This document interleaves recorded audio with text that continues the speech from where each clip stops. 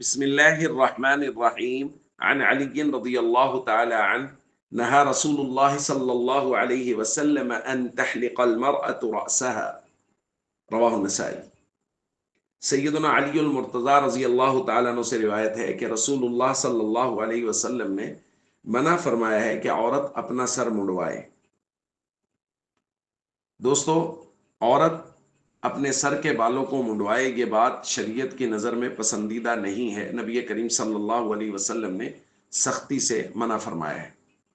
جہاں تک عورت کے بال کاٹنے کا تصور ہے کہ خواتین بال کاٹ سکتی ہیں یا نہیں، تو اس حوالے سے یہ بات ذہن میں رکھیں کہ اگر خواتین بال کاٹیں گی، چھوٹے چھوٹے بال کریں گی، جیسا کہ ہمارے ہاں فیشن کے طور پہ بہت ساری خواتین بال کاٹتی ہیں، تو یہ بالکل ناجائز ہے، چونکہ یہ مردوں کی مشابہت ہو جائے گی۔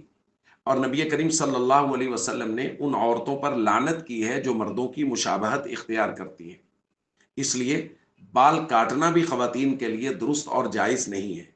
ہاں، اگر کوئی مجبوری ہے تو ایک دارالفتہ والے لکھتے ہیں، البتہ اگر شرعی عذر ہو، مثلا علاج کی غرض سے بال کاٹے گئے ہوں، یا بال اتنے طویل ہو جائیں کہ کمر سے بھی نیچے لٹک رہے ہوں اور عیبدار معلوم ہو، تو فقط زائد بالوں کا کاٹنا جائز ہوگا۔ حاصل یہ ہے کہ عورتوں کا مردوں کی مشابہت یا فیشن کے طور پر بال کاٹنا ناجائز ہے۔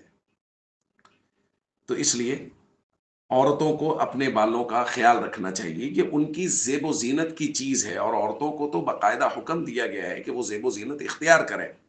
تو اس لیے بالوں کا خیال رکھنا، بالوں کو سنوار کے رکھنا، بڑے بال رکھنا، یہ شریعت کی نظر میں خواتین کے لیے پسندیدہ ہے۔